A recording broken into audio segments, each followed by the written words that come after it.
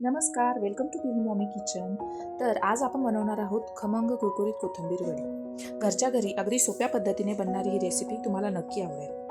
तर या ठिकाणी मी एक जुडी कोथिंबीर स्वच्छ धुवून घेतली आहे व नंतर छान सुकवून बारीक चिरून घेतली आहे. आता ही बारीक चिरलेली कोथिंबीर आपण एका बाउलमध्ये ट्रान्सफर करून घेऊया व नंतर कोथिंबीर वडीसाठी लागणारा मसाला तयार करून घेऊया. तर या मसाल्यासाठी आपल्याला धने, जिरे, लसण, हिरवी मिरची मिक्सरमधून बारीक करून घ्यायची आहे. तर या ठिकाणी आपल्याला 1 वाटी बेसन पीठ, अर्धी वाटी तांदळाचं पीठ.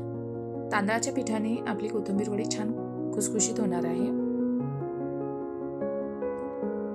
त्यात आपण बनवलेला मसाला, हळद,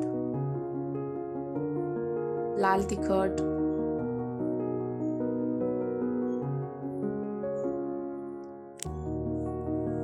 ओवा छान हातावर कुस्करून मग टाकायचा आहे. पांढरे तीळ टाकायचे आहेत, चवीनुसार मीठ आणि थोडं तेल घालून हे सर्व जिन्नस छान मिक्स करून घ्यायचे आहेत.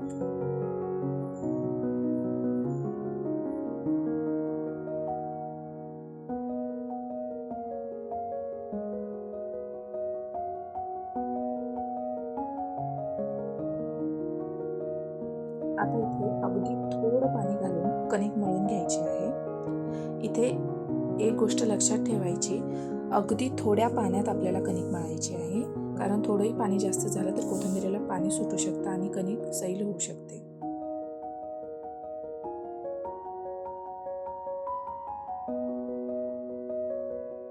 तर या ठिकाणी आपले कोथिंबीर वडीसाठीचं कणिक तयार आहे. तर या ठिकाणी एका प्लेटला तेलाने ग्रीस करून घ्यायचं, त्यावर तीळ पसरवून घ्यायचे व आपण जी कणिक बनवलेली आहे ती थापटून घ्यायची आहे. याप्रमाणे तुम्ही थापटून घेऊ शकता. आता वरतूनही थोडे तीळ टाकून घ्यायचे आहेत. आता स्टीमरमध्ये थोडं पाणी घालून आपल्या ज्या प्लेट आहेत त्या ठेवून द्यायच्या व झाकून 10 ते 15 मिनिटं वाफवून घेऊया. आता 15 मिनिटांनंतर आपली कोथिंबीर वडी तयार आहे. आता याला आपण कट करून घेऊया. तुम्ही बघू शकता कोथिंबीर वडी किती छान प्रकारे तयार झालेली आहे.